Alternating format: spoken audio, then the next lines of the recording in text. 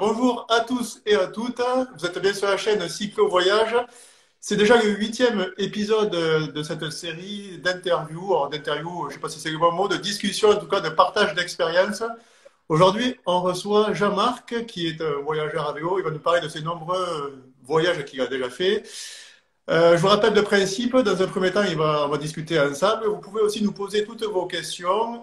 Vous pouvez les indiquer dans le fil des commentaires qui se trouve en bas de votre écran. Je note tout ça et à la fin, Jean-Marc répondra à toutes ces questions. Jean-Marc, déjà, je te laisse te présenter. Dis-nous qui tu es et ce que tu fais comme voyage. Voilà, donc moi j'habite en Belgique, donc à Messancy. Ça se situe dans le sud de la Belgique, près des trois frontières françaises et luxembourgeoises. Donc Ouais. oui, moi au départ, j'ai fait longtemps du volley en club. Et puis il y a une quinzaine d'années, j'ai intégré un club de VTT à Messancy, les Sept Bosses. Ouais. Et donc j'ai fait pas mal de VTT, des belles sorties avec des copains, etc. Mais je me disais toujours que ce qui me plairait, c'est de partir à l'aventure, partir à vélo avec les sacoches.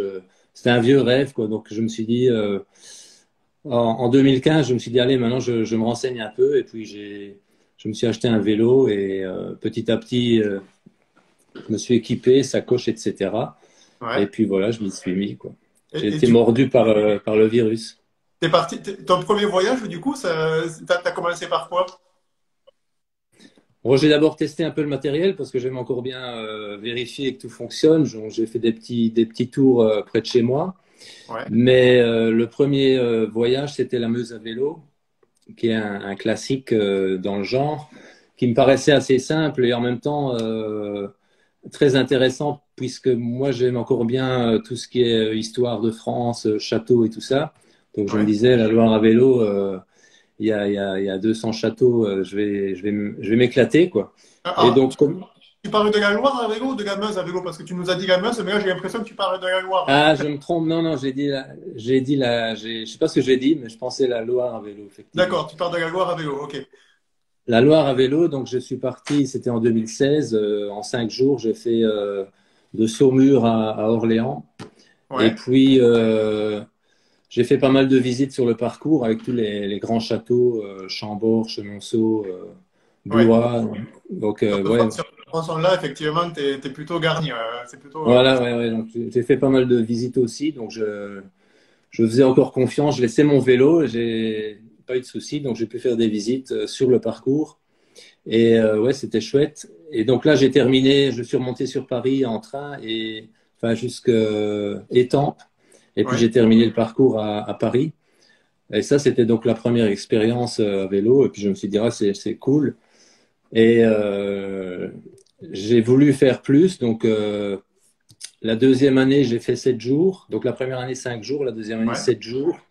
Et puis 10 jours la troisième année. Et là, je me suis dit, bon, ça, c'est le bon format. 10 jours, c'est pas mal.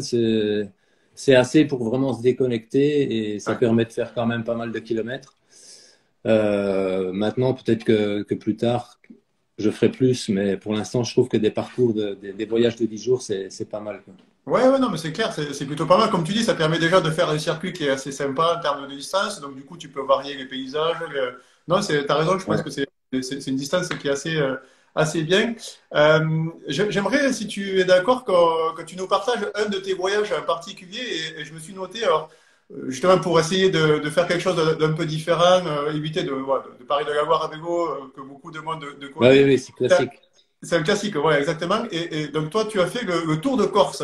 Est-ce que tu pourrais nous présenter ce voyage, de nous dire en combien de temps tu l'as fait, ce que ça représente en kilomètres, pourquoi tu as été là-bas, et voilà comment ça s'est passé, tout simplement. Ouais, ben en fait, je m'étais dit, je vais faire le Tour de France en plusieurs années, forcément. Et Ouais, donc, après la Loire, je suis parti du nord, j'ai été vers La Rochelle. Et puis l'année d'après, j'ai fait le canal des Deux Mers, donc j'ai été jusqu'à Avignon. Et ouais, puis là, je me suis dit, Avignon, je vais aller me balader vers Marseille, et puis pourquoi pas aller en Corse. Le ferry, c'est facile, je monte avec le vélo sur le ferry. ouais, J'étais parti là-dessus. Et puis en réfléchissant un peu, en analysant un peu la région dans le sud, je me suis dit c'est pas spécialement l'idéal pour faire pour faire du vélo sur les routes par là. Alors, finalement, j'ai laissé tomber le sud de la France et j'ai été directement en Corse. Ouais. Bon, la Corse, je connaissais, j'étais déjà allé une fois en famille. Moi, j'adore la Corse, évidemment. Euh, qui n'aimerait pas la Corse? Ah C'est ouais. tellement beau. Et je me suis dit, aller là à vélo, c'est l'idéal, quoi. Je vais pouvoir faire pas mal de kilomètres tout en ayant vraiment la possibilité de m'arrêter et de regarder, de visiter, de prendre des photos, tout ce que j'aime faire, quoi. Donc, j'ai fait ça, donc c'était l'année passée. Je suis parti donc en voiture jusqu'à Marseille. J'ai laissé ma voiture dans un parking à Marseille Ouais. et j'ai pris le ferry pour traverser jusqu'à Bastia. Ouais. Et donc, le départ et l'arrivée se faisaient à Bastia.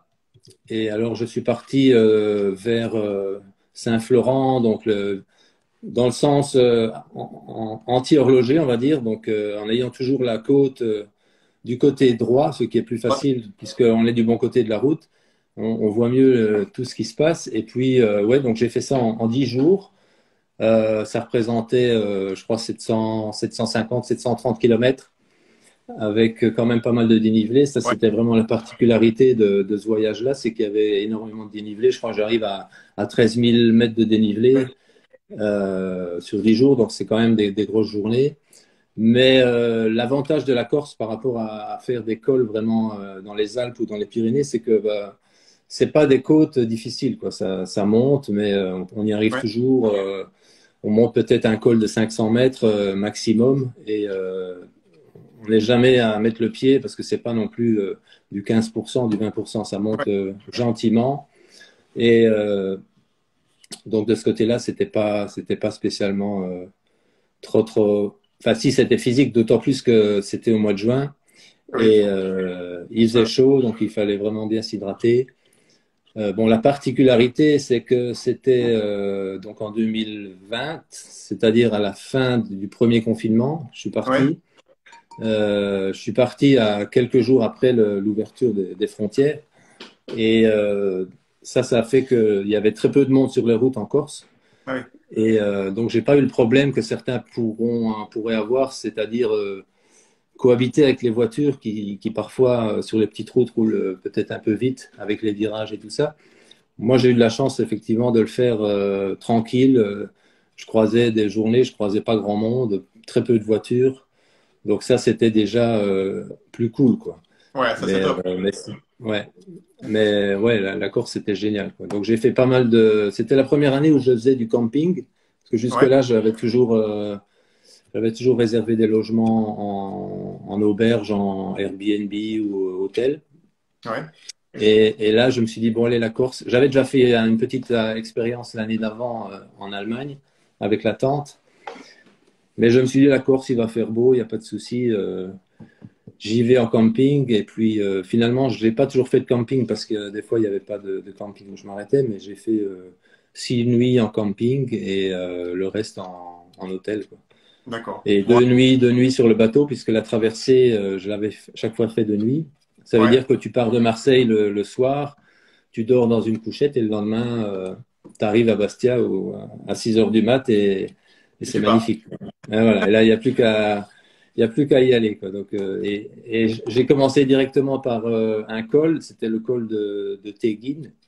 Et Ouais. pour aller de l'autre côté, j'ai pas fait le Cap Corse, donc j'ai zappé le Cap Corse. Il m'aurait fallu un jour en plus. Ouais. Mais donc j'ai directement attaqué dans le dur et bon, c'était génial, quoi. Donc non, la course à vélo, c'était un rêve et je suis content de l'avoir fait. J'ai filmé aussi et j'ai fait une vidéo là-dessus, donc ça me Ouais. permet de regarder de temps en temps les souvenirs, quoi. Oui, parce que je ne l'ai pas dit au début, mais Jean-Marc, faut que vous alliez voir sa chaîne YouTube du même nom. Voilà, c'est Jean-Marc Schmitt, son nom. Et il vous propose toutes les vidéos en fait, des voyages qu'il a pu faire. Donc, vous avez, oui, la Loire, on en a parlé, le Cana, il y a la Meuse à vélo et le Tour de Corse qui a en plusieurs vidéos. C'est ça, si je ne me trompe pas. Ouais, ouais, ouais. Ouais, j'ai filmé pas mal, donc je me suis dit, plutôt que de faire un long épisode une demi-heure que personne n'aurait peut-être regardé, je sais pas, j'ai fait plusieurs épisodes d'un jour ou deux, donc Oui. il y a 6 épisodes, quoi. Un peu Et du moins coup, long du coup. Du coup, alors, tu filmes tes voyages pour quelle raison en fait? C'est parce que tu aimes faire des vidéos, c'est pour te faire un souvenir, c'est pour partager, Ah, qu'est-ce qui te motive dans ça? au départ, dans mes premiers voyages, moi, je faisais des photos, parce que j'aime bien prendre des photos. J'en fais énormément, ça me plaît assez bien. Et puis je me suis dit, bon, c'est bien beau d'avoir des photos, mais ce serait encore mieux de les partager. Ouais, Et, euh, et donc, j'ai fait des diaporamas comme ça. Au départ, c'était plus des diaporamas avec un peu d'explication ouais, que j'ai mis sur YouTube. Et puis, c'est vrai qu'en regardant les vidéos des autres, je me dis toujours, ouais, c'est quand même un plus d'avoir une vraie vidéo plutôt que des images, même ouais. si les photos peuvent être pas mal, mais c'est plus une histoire comme ça. Donc, du coup, bah, je me suis équipé d'une GoPro et puis je me suis lancé. Moi, j'avais déjà fait un peu de montage vidéo. Ouais. Mais là, j'ai appris un peu plus pour vraiment faire quelque chose de bien, quoi. Enfin, D'accord. avec mes moyens. Mais voilà, quoi. Ouais, ouais, non, mais après, c'est vrai que c'est intéressant parce que déjà, la vidéo par rapport aux photos, ça donne un côté un peu plus dynamique, hein. Puis Ouais. un peu plus vivant parce que du coup, tu vois les mouvements que toi tu peux faire. Enfin, je trouve il y a une différence quand même par rapport à la photo. C'est différent, quoi. C'est différent. Ouais, Et, et puis c'est amusant aussi de se filmer, de poser la caméra, de trouver des angles de vue, de trouver des ouais, astuces comme ça pour faire quelque chose d'un peu dynamique et varié, quoi. Pas trop monotone. Donc, pas toujours c'est ça. filmer le chemin, le chemin, Parce que mais du coup, de varier, quoi. tu voyages tout seul quand tu pars comme ça, toi. Ouais, la plupart du temps, j'ai fait quelques voyages avec ma fille, Ouais, Juliette, avec qui j'ai fait quelques belles sorties de plusieurs jours aussi. Mais moi, mon trip, c'est vraiment de partir seul et à l'aventure, quoi, vraiment libre. Je m'arrête quand je veux, je fais ce que je veux, je m'arrête si je veux prendre une photo, si je veux reculer de 20 mètres pour prendre une photo, je le fais. ouais, Il y a personne qui râle devant et derrière, donc pour moi, ça c'est. Maintenant, pour trouver quelqu'un, un partenaire pour faire un voyage à vélo, c'est pas évident. ouais. Donc je me dis, bon, tout seul, ça se passe bien. Et puis bon, on n'est jamais vraiment seul avec les réseaux sociaux, le téléphone. J'ai quand même toujours des contacts Oui. avec les gens, donc on n'est pas vraiment non plus seul, quoi. Et je Et du traverse coup, pas le désert pendant 10 jours non plus. Donc, oui, voilà, t'es dans des zones toujours, toujours civilisées, heureusement. Mais quand on est seul comme ça, est-ce que t'as remarqué que ou alors je sais pas, peut-être chacun, on est tous différents, bien sûr, mais j'ai l'impression qu'on a tendance à aller du coup plus vers les autres, parce que comme on est seul toute la journée, on a personne à qui parler. Et moi, je sais que quand ouais, j'arrive ouais, ouais. d'une côte ou n'importe, alors souvent c'est les gens qui viennent vers moi me demandant, ah, mais qu'est-ce que tu fais, où tu vas? Soit de moi, naturellement, j'y vais juste pour casser un petit peu la journée, tu vois, d'aller voir les gens. Mhm. Comment tu fais, toi, du coup, tu ressens ça aussi ou pas? Oui, oui, forcément, quand on est seul, on voit quelqu'un, le gars, il voit qu'on cherche peut-être quelque chose, il vient aussi plus facilement vers nous que si on est plusieurs, parce que il se dit, il a peut-être besoin d'aide, etc. Donc, où on vient me parler, on dit, tiens, tu vas où, tu fais quoi, tu viens d'où? Et moi, de mon côté, pareil, quoi. Bon, je vais pas spécialement parler avec les gens comme ça, mais c'est plus pour avoir parfois des renseignements, et puis petit à petit, on commence à parler, et ça peut des fois durer, mais ouais, c'est vrai que on n'est jamais vraiment seul, quoi, hein, ça c'est Ouais. clair. C'est vrai que, enfin, je sais pas toi, mais moi j'ai l'impression que les journées, elles sont pas. Je trouve pas les journées longues en fait à vélo. Souvent on me dit ah ouais mais tout ça, que ça doit être hyper long, hyper monotone. Je dis mais non en fait, moi j'arrive le soir en principe, je n'ai pas vu la journée passer. Tu trouves les journées longues toi quand t'es à vélo? Non, non, pas du tout. Bon, il y a tout comment, une répétition de choses qu'on fait tous les matins, tous les soirs, donc on a déjà pas mal d'occupations. Et puis, il faut se trouver à manger, faut Ouais, rejoindre bon, si on fait du camping, il faut monter la tente. Donc, il y a tout un tas de choses qui font que la journée passe vite. Bon, moi, en plus, je fais généralement des journées d'une centaine, voire plus. J'ai déjà fait des 150 kilomètres sur la journée. Donc, forcément, ça démarre à 9 heures et on termine à 18 heures. Donc, on voit pas le temps passer, non, clairement. Ça, ouais, c'est, on s'ennuie jamais. Bon, en plus, en prenant des photos et en filmant, on s'arrête souvent, donc forcément, c'est plutôt à un moment donné, il faut se dire bon là, il faut que je me dépêche parce que ouais, il faut que il est j'avance. midi et il me reste 80 kilomètres, quoi. Donc ça, c'est clair que non, le temps passe plutôt vite et bon, non, il y a pas de souci, on s'ennuie pas. Ça. En plus, c'est des régions généralement qui sont vraiment intéressantes, qu'on a envie de découvrir. Donc, il y a les visites, il y a les choses qu'on a repérées auparavant, préalable sur Internet pour voir un peu, tiens, là, il y a un beau coin, là, il y a un truc à voir. Donc, Ouais. tout ça, moi, je le prépare à l'avance, donc je sais, je laisse un peu de part à l'improvisation, mais pas énormément, parce que je calcule un peu les parcours que je vais faire, et je me dis, tiens, là, il y a un truc à voir, là, je vais faire le détour là, je vais visiter le truc là. Ouais. Et donc, il y a, bon, tout, ça se passe quand même assez bien, et il y a pas vraiment d'imprévus. Comment tu les prépares, tes itinéraires d'ailleurs? Tu dis que c'est toi qui te prévois tout. Tu prévois tes voyages, enfin tes journées en fonction de quoi? C'est une distance à vélo ou tu te mets, comment dire, des points d'intérêt où tu dois t'arrêter? Comment tu organises ton voyage, par exemple? Comment tu le prépares? Moi, je le prépare, j'y pense déjà des années ou non, allez, je vais dire 6 mois à l'avance. Je prépare, commence à faire une petite liste des étapes que je pourrais faire en calculant les distances, avec des programmes comme Komoot, par exemple, pour voir un peu la distance qu'il y a entre deux villes. J'essaye aussi de m'arrêter, sauf si je fais de l'hôtel ou en fonction de l'hôtel ou du camping, là où je vois qu'il y a possibilité de dormir, puisque je fais jamais en tout cas, j'en ai jamais fait encore pour l'instant du camping sauvage. Ouais. Mais donc, je regarde un peu les étapes qui sont intéressantes et où je peux m'arrêter. Et puis, ouais, je regarde pas mal d'émissions sur les régions. Par exemple, à la télévision, j'aime encore bien regarder des émissions comme ça qui présentent une région et je me dis, ah ouais, ça c'est pas mal. Ouais. Ça, je vais voir. Donc, je prépare quand même beaucoup. J'achète à la limite un guide ou l'autre pour voir un peu ce qu'ils disent. Et puis, ouais, voilà. Puis après, on y va, quoi. Après, bon, mais t'as raison. Tout à l'heure, tu disais que tu nous expliquais un petit peu que tu avais débuté il y a pas 15 ans. Si tu avais des conseils comme ça là, qui te viennent en tête à donner à ceux qui veulent débuter, mais qui ont un peu peur, parce que tu sais, quand on n'a jamais fait, on se dit toujours, ah, mais est-ce que je suis capable? Je suis pas équipé, je n'ai jamais fait. Toi, qu'est-ce que tu pourrais conseiller pour quelqu'un qui voudrait se lancer, mais qui hésite encore à franchir le pas? Bon, on va tous le dire, il faut essayer pour savoir. Mais c'est vrai que ça peut faire peur, notamment une dame qui voyagerait seule, elle peut se poser des questions. Maintenant, je pense qu'il y a des endroits où il n'y a aucun danger, donc il faut essayer. Et puis, sur point de vue physique, l'avantage de ce genre de parcours, à vélo, bah, tu peux faire ce que tu veux. Tu peux t'arrêter après 20 km si tu as envie, ou tu peux faire plus, tu peux faire 200 km si ça te chante. Et c'est ça l'avantage. Donc, il n'y a pas un programme qui dit il faut faire autant de kilomètres par jour, quoi.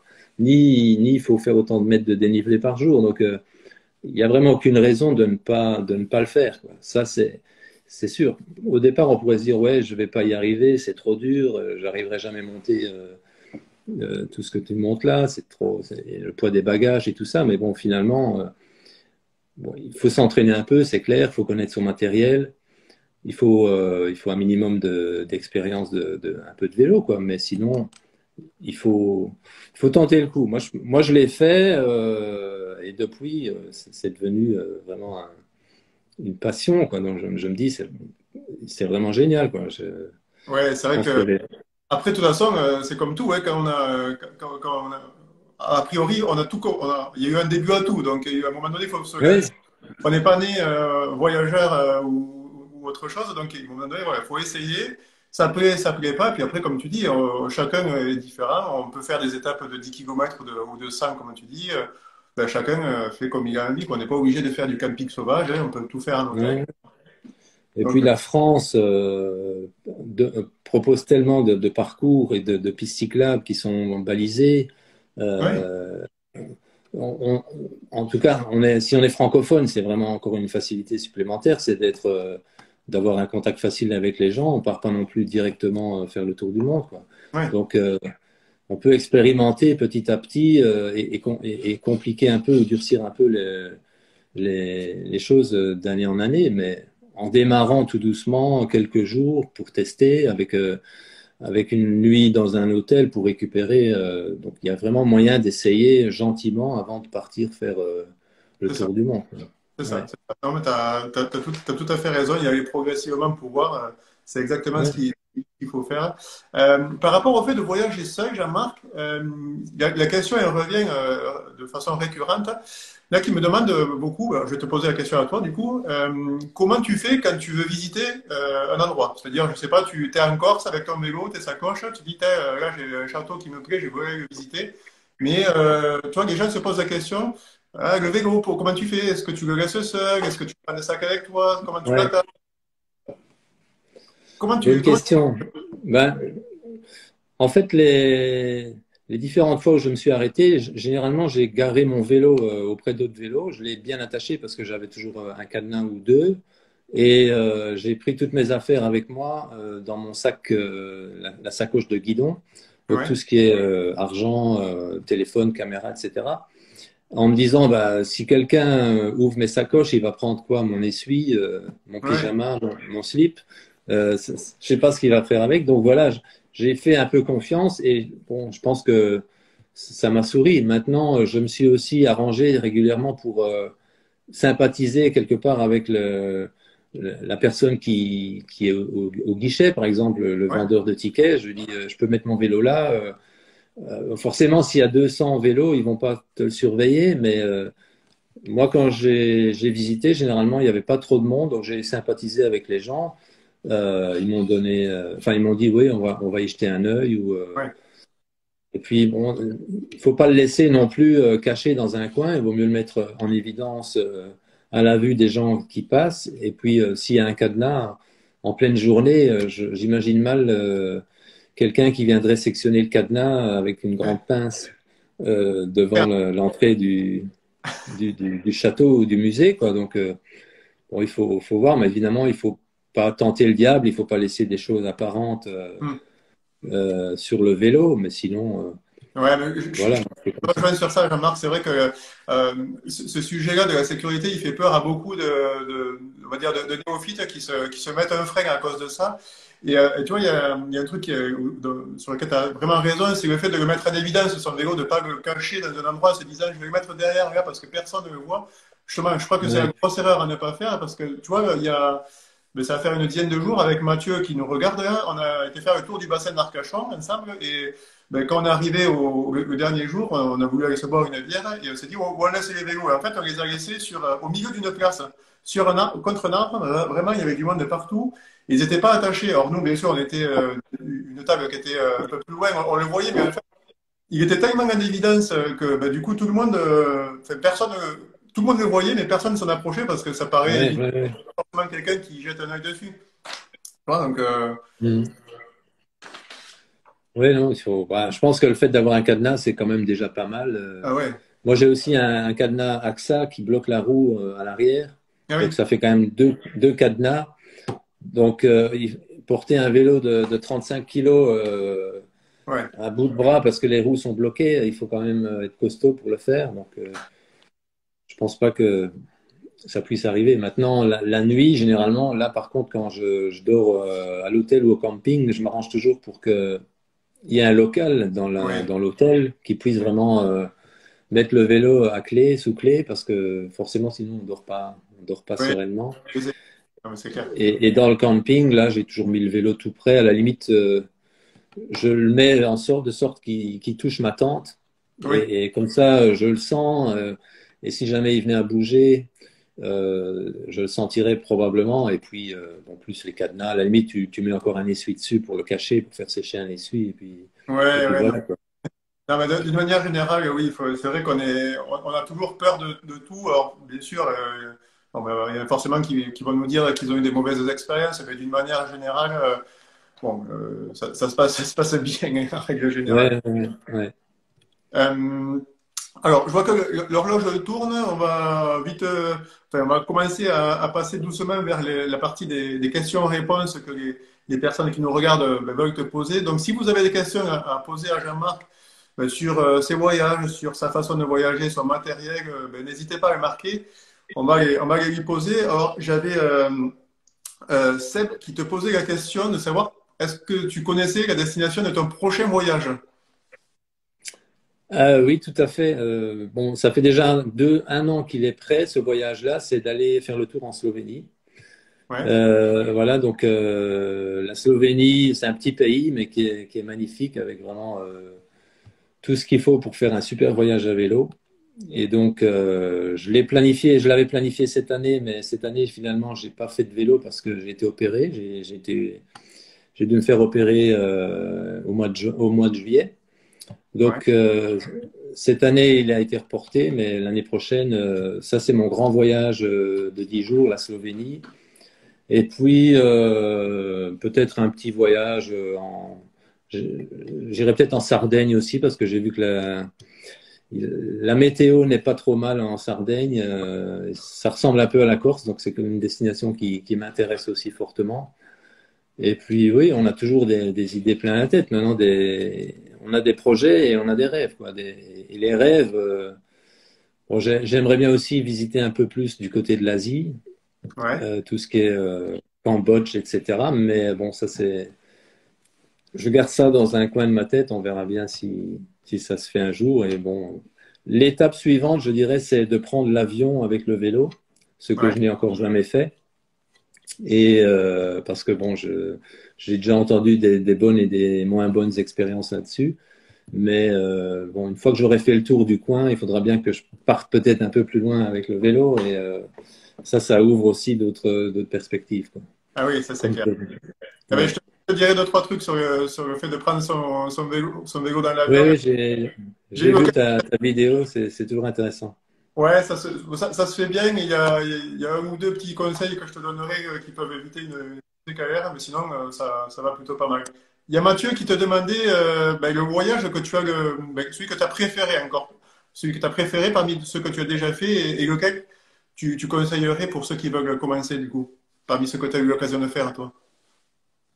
Ouais, je pense, moi, bon, pour commencer, je disais la Loire à vélo, voire la Vélocénie, non, la Vélodyssée. Oui, La Vélodyssée, c'est des parcours assez simples parce qu'ils sont fort fréquentés et il n'y a pas vraiment trop de dénivelé. Mais moi, bon, j'ai adoré, j'ai fait la Bretagne à vélo, donc ça, c'est pas balisé, donc j'ai vraiment fait un parcours que j'ai inventé moi-même. Ça, ouais. c'était un des plus beaux voyages parce que la Bretagne, c'est point de vue paysage, c'est surprenant.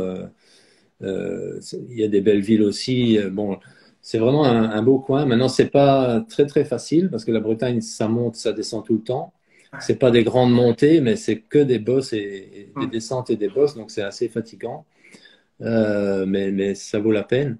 Maintenant, il faut avoir un peu de chance avec la météo, forcément, parce que la Bretagne, il pleut, il fait beau, ça varie beaucoup. On peut avoir du soleil 10 fois par jour, C'est pas mais ça.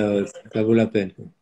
Et, et j'ai bien aimé aussi le canal des Deux Mers. Donc, quand j'étais parti de La Rochelle, puis j'étais sur Bordeaux, et là, j'ai fait le canal de Garonne, je crois. Ouais, le canal Et littéral. voilà, qui est super beau. Et puis Toulouse, et j'ai été jusqu'à Avignon, donc le canal des Deux Mers, avec toute l'histoire qu'il y a derrière, avec Ouais. comment il s'appelle, le créateur du canal, je ne retrouve plus son nom. Pierre-Paul Riquet. Voilà, Riquet. Donc ça fait aussi partie de mes recherches. Quand je regarde un peu un parcours, je m'intéresse vraiment à tout ce qu'il y a autour. Et cette histoire de Paul Riquet, là, ça Ouais. m'avait bien plu. Et puis c'était un beau parcours avec des belles villes comme bon, Carcassonne. Toulouse, forcément. Ah oui, Carcassonne, le château, les remparts. Et puis Ouais. j'ai terminé par Aigues-Mortes. Ah oui. Ouais, j'étais Ouais. jusque-là et c'était vraiment bien. Donc, ça, c'est deux parcours. Enfin, donc la Bretagne et le canal des Deux Mers, quand j'y repense, c'était vraiment des belles expériences, des beaux souvenirs.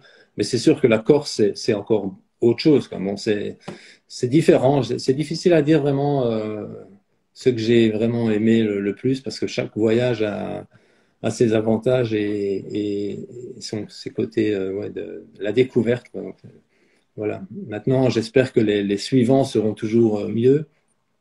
Et forcément, euh, je, je- je durcis toujours un peu plus. Là, maintenant, si je pars en Slovénie, ben déjà, il y aura un autre truc, c'est la langue, puisque les gens ne parlent pas spécialement beaucoup français, ni même anglais. Donc ça, ce sera à côté des paysements, ce sera encore un plus.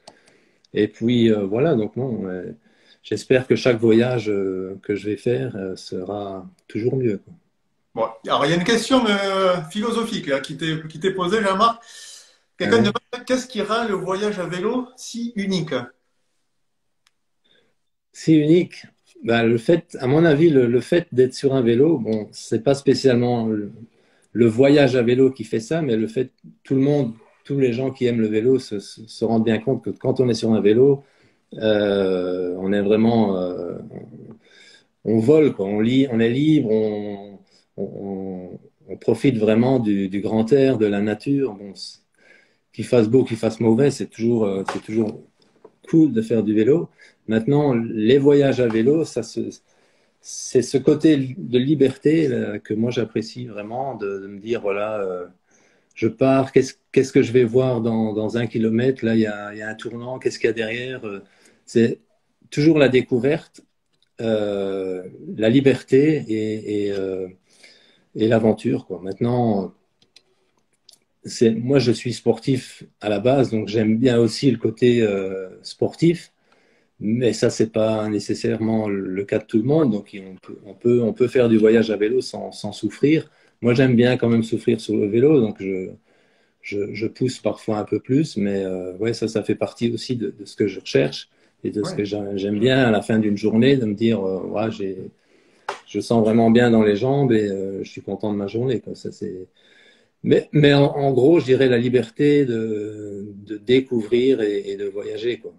Contrairement à faire de la marche à pied ou faire de voyager en voiture, forcément, on ne s'arrête pas, on ne voit pas grand-chose. La marche à pied, on voit énormément, mais on fait pas autant de kilomètres, donc forcément, on voit beaucoup moins, puisque on fait peut-être 10, 15, 20 kilomètres par jour, 30, mais à vélo, on peut faire 3 fois plus, quoi. Donc, Ouais. ça, c'est l'avantage du vélo sur la marche à pied, quoi. Mais ça rejoint un peu ça, mais je trouve que le vélo, c'est ce côté liberté, quoi. Pédaler, on n'a pas de moteur, on n'a pas de problème d'essence, on est bien, quoi. Voilà. Ouais, je te rejoins, Jean-Marc, je te rejoins. Léo te demande si, je te laisse voir un coup, ouais, je te pose la question pendant ce temps. Euh, Léo te demandait si tu partageais tes tracés de voyage. Est-ce que alors, Bretagne à vélo, il me semble que ça y est sur la vidéo. Est-ce que sur les vidéos, tu mets une carte de ton parcours ou pas? Oui, je mets toujours, généralement, je mets toujours une carte de ma journée ou à la fin du parcours. Maintenant, c'est une image, quoi, donc on ne voit pas spécialement précisément où je suis passé, mais sur toutes mes vidéos, il y a toujours le tracé qui apparaît à un moment ou à un autre. Maintenant, pour la trace GPX, ça m'est arrivé de l'envoyer à quelqu'un s'il me le demandait, notamment via les messages sur YouTube. Ouais. J'ai aussi un compte Strava, mais ça fait qu'un an ou deux que je suis dessus, donc il y a pas tous les voyages que j'ai faits. Il y en a certains que j'ai rajoutés sur Strava, donc Ouais. ils sont aussi téléchargeables là-dessus, quoi, sur Strava. D'accord. Bon, impeccable. Léo a sa réponse. Et il me reste une ou deux petites questions en stock. Donc, si vous en avez une à poser à Jean-Marc, c'est maintenant. Hop, il y avait Virgile qui te demandait si, ben, ça rejoint ce que tu disais tout à l'heure, que tu faisais des voyages de 7 à 10 jours, mais est-ce que tu avais en tête des voyages plus longs qui te tenteraient? Alors, tu nous as parlé d'Asie tout à l'heure, mais est-ce que... Oui, il y a absolument rien de prévu, mais c'est clair que c'est tentant d'aller voir plus loin.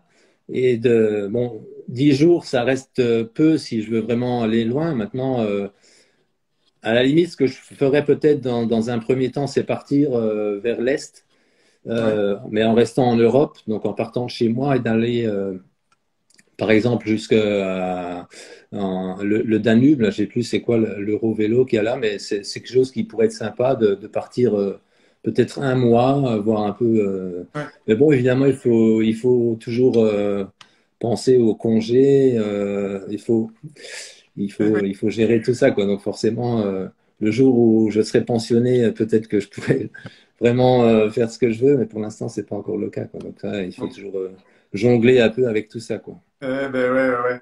Il y a quelqu'un qui posait la question aussi, donc il avait remarqué que tu venais de Belgique, et il avait remarqué aussi par contre que tu faisais beaucoup de voyages en France. Et en Belgique, parce qu'il y a de quoi faire quand même aussi en Belgique, entre tous les canaux, tu as fait la Meuse en vélo, tu as, fait des petites, des itinéraires aussi en Belgique? Oui, la Meuse à vélo, j'ai fait la partie française, je l'ai fait en 2 années, quoi. Je l'ai fait 2 fois en 2 fois, donc 5 jours et 5 jours. Je suis parti de la source de la Meuse à vélo. Je pensais que c'était symboliquement, c'était bien de partir vraiment Ouais. de la source. Et j'ai été jusque Liège la première année, donc là, il y a déjà une bonne partie en Belgique. Et la deuxième année, j'ai fait Liège jusqu'à Hoek van Holland, c'est là où la Meuse se jette dans la mer du Nord, en passant par Amsterdam. Donc ça, c'était plutôt les Pays-Bas à vélo dans ce cas-là. Mais sinon, pour en revenir à la Belgique, j'ai fait avec Juliette, ma fille, on a fait Liège-Ostende en 3 jours, Ouais. en passant par la Flandre, donc avec les villes comme Bruges, qu'est-ce qu'il y avait il y avait Anvers. Et Ouais. donc ça, il y a aussi une vidéo sur YouTube qui explique ça. Ça, c'était pas mal. C'était avec ma fille, donc c'était un peu plus relax. Mais bon, là, on a bien apprécié ce petit partage de père-fille, comme ça, sympa, quoi. Ben oui. Donc ça, c'est en Belgique, ouais, j'ai pas fait d'autres. J'ai fait un peu au Grand-Duché de Luxembourg, qui est aussi très beau, donc juste à côté de chez moi, où il y a beaucoup de pistes cyclables, qui est vraiment bien aménagé pour faire du vélo, c'est bien. Et le nord du Luxembourg et l'est vaut vraiment la peine de visiter, c'est pas mal. Donc moi, j'ai fait la Moselle à vélo, et ça va jusqu'à Koblenz en Allemagne, Ouais. où ça se jette dans le Rhin. Et la partie allemande est pas mal non plus parce qu'il y a beaucoup de châteaux. Bon, il faut les chercher un peu, mais il faudra que j'y retourne d'ailleurs parce que j'ai pas vu beaucoup de châteaux, mais je sais que si j'en ai vu beaucoup en photo, mais en vrai je les ai pas vus. Et je pense que ça c'est peut-être aussi une destination qui pourrait être intéressante de faire sur quelques jours, quoi. C'est pas trop loin. Et en plus, l'expérience que j'ai eue en train en Allemagne, c'était vraiment cool. Tu viens à la gare, tu achètes ton ticket, tu payes un petit supplément pour le vélo et tu peux presque monter dans le train sur le vélo tellement c'est bien aménagé. Et voilà, donc je pense que l'Allemagne, ça peut être aussi une destination qui a priori n'est peut-être pas très, très excitante comme ça de se dire l'Allemagne, mais c'était quand même pas mal. Ouais, il peut y avoir. Je te donne la réponse. Tout à l'heure, tu parlais du Danube. Il y a Stéphane qui nous dit que c'est l'Eurovélo 6. L'Eurovélo 6, c'est la piste Oui, oui. de Nantes qui fait la Loire à vélo et qui va jusque là-bas. Oui. Mhm. Stéphane, d'ailleurs, qui sort un livre là, en ce moment. Si vous allez sur sa page, vous allez avoir toutes les infos. Il y a Laurent qui te posait une question, mais je pense que ça sera la dernière. Il te demandait, alors, Laurent, c'est quelqu'un qui a fait le chemin de Compostelle à pied et qui là veut se lancer sur le même chemin mais à vélo. Il te demandait quel était le vélo, toi, que tu utilisais. Une question, du coup, matérielle. C'est quoi comme type de vélo? Pourquoi tu es parti sur ce modèle-là, en gros? Qu'est-ce que tu peux nous dire? Ouais, voilà, moi c'est un vélo de style touring, comme on dit, donc avec des porte-bagages et des garde-boue, des phares, vraiment un peu le vélo classique comme ça, mais qui est quand même assez solide, assez renforcé pour pouvoir justement supporter le poids des sacoches. Maintenant, je suis très content de ce vélo-là.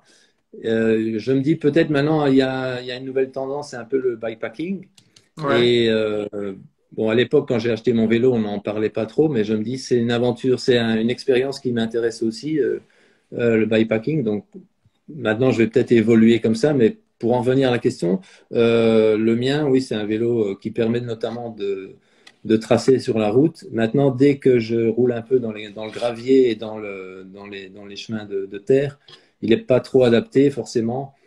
Et faut faire un peu attention, quoi. Notamment éviter les gros cailloux, point de vue Ouais. crevaison. Et sinon, non, c'est quand même bien ce vélo-là parce que j'ai les sacoches partout, je vais dire. J'ai le guidon, le porte-guidon, la sacoche au guidon avec le porte-carte. Et Ouais. ça me permet de voir un peu où je suis. Donc ça, j'aime encore bien suivre le parcours sur la carte. Et puis, ouais, il y a l'éclairage. J'ai une bonne selle, une selle Brooks qui était d'origine dessus. Donc, c'est quand même un vélo qui est prévu pour faire des longs voyages, quoi, voilà. Bon, il n'est D'accord. pas très léger, forcément, ça fait vite 15 kilos. Ah ouais. Mais c'est un Trek 700, je sais plus exactement le modèle, mais c'est un Trek, quoi. Donc c'est un vélo prévu pour ça. Bon, Voilà. d'accord. Est-ce qu'il y a un sujet, Jean-Marc, ou quelque chose que tu souhaiterais ajouter, quelque chose voilà, de personnel ou sur le thème du vélo qui te viendrait à l'esprit? Non, mais en tout cas, je veux te remercier du travail que tu fais avec toutes tes vidéos parce que je trouve que tu consacres beaucoup de temps à faire ça et je pense que ça intéresse pas mal de gens. C'est souvent très bien documenté, donc j'en profite pour te féliciter pour ton boulot. C'est très bien fait. Et puis, ouais, je trouve que c'est sympa, les gens qui font des vidéos. Moi, j'aime encore bien regarder, commenter, échanger un peu avec les personnes et mettre un petit pouce ou un petit commentaire sympa. C'est toujours agréable. Ça permet aussi de faire des connaissances virtuelles, je vais dire, avec des gens comme avec toi, par exemple, de pouvoir faire des connaissances avec des gens qui partagent les mêmes passions. Donc, je trouve que YouTube, c'est sympa pour YouTube ou Instagram ou d'autres réseaux pour, euh, pour s'échanger comme ça des idées et des impressions sur les voyages à vélo notamment, quoi. Non, mais Voilà. raison. Puis c'est l'occasion, du coup, du fait qu'on partage une passion en commun, mais voilà, on peut se retrouver sur ce thème-là, la partager et puis essayer de diffuser un peu cette parole, Ouais. afin que ça donne envie à certaines de se lancer à leur tour. Euh, Alors moi, je regarde toujours les publicités. Je ne sais pas si c'est vrai, mais je me dis, si je regarde les publicités, les personnes de YouTube, enfin, l'auteur va avoir une rémunération. Je ne sais pas si c'est le cas, mais si on regarde la publicité, on favorise en fait le créateur de la vidéo ou pas? Ouais, alors, Ou sur si la monétisation YouTube, alors c'est un vaste sujet, mais je pense qu'il faut avoir des milliers de vues pour que ça soit quelque chose qui en vale la ouais. peine. Moi, pour rien te cacher, il y a des pubs au début, je pense que ça doit me rapporter l'ordre de, je sais pas, chaque vidéo, ça doit être même pas 50 centimes, tu vois. Mais Ouais, ouais, ouais. donc, il faut pas faire ça pour l'argent, hein. Sinon, Ah non, non, certainement pas. Non, ça c'est clair. Parce que bon, ça prend énormément de temps de faire une ouais. vidéo si on veut un peu de qualité. Il faut aimer faire ça. Il faut pas le faire Ouais. pour s'enrichir, quoi. Non, ça c'est Non, clair. non, non, exactement. C'est avant tout, enfin moi en tout cas, ce qui me concerne avant tout, c'est pour parce que déjà ça me plaît, puis parce que ça me plaît de le partager, puis tu vois, ça me permet, comme tu disais tout à l'heure, ben, de rencontrer des gens que j'aurais pas forcément eu l'occasion de rencontrer si j'avais pas fait ça, des gens comme toi, comme ben, tous ceux que j'ai croisés avant, donc c'est plutôt bien. En tout cas, je te remercie Jean-Marc d'avoir participé à cette vidéo. Est-ce que tu peux nous rappeler le nom de ta chaîne YouTube si on veut aller revoir tes vidéos? Ah bah, si vous tapez mon nom, Jean-Marc Schmitt, vous allez la trouver sur YouTube. Voyage à vélo à la limite, mais Ouais. voilà, c'est Bon, Jean-Marc, facile à trouver. je mettrai comment dire, le lien vers ta chaîne dans la vidéo Oui. en replay sur Instagram et puis sur YouTube. En tout cas, merci en tout cas d'avoir participé. Merci à tous ben, d'avoir également regardé cette vidéo en direct. C'est vraiment, vous êtes de plus en plus nombreux à le regarder. C'est vraiment enfin, voilà, quelque chose que j'apprécie. Ça m'encourage à poursuivre. Merci à tous. La semaine prochaine, alors je pense que ce sera dimanche prochain, on va avoir une nouvelle personne forcément pour cette interview. Ça sera une femme. Voilà, on va féminiser un petit peu le voyage à vélo. Ça sera intéressant parce qu'il y aura plein de sujets un petit peu différents et qui risquent ben, d'intéresser du coup des personnes différentes aussi. Donc j'espère que vous serez présents au rendez-vous. Merci Jean-Marc, merci à tous et puis ben, Merci à toi, Gaëtan. bonne soirée à tous. Allez, merci. Salut. Salut!